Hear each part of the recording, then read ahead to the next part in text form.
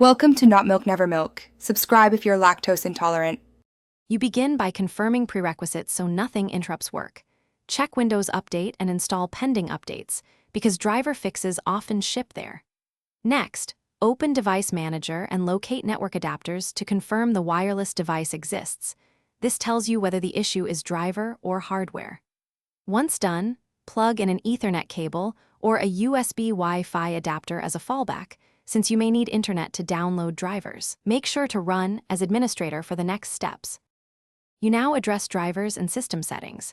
Right-click the adapter in Device Manager, choose Uninstall Device, then reboot to let Windows reinstall or use downloaded driver. This clears corrupted installs.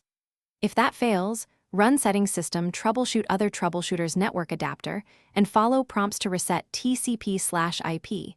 This resolves stack issues. Also open Device Manager and disable power saving on the adapter properties, and verify WLAN Auto Config service. You finish by applying broader fixes.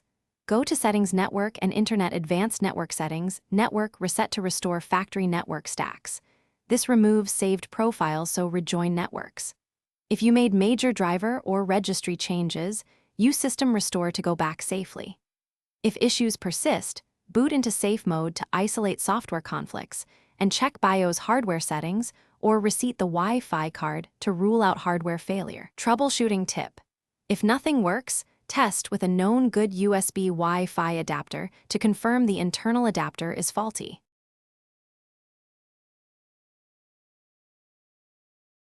Thanks for watching. If this was helpful, leave a like and consider subscribing. See you next time.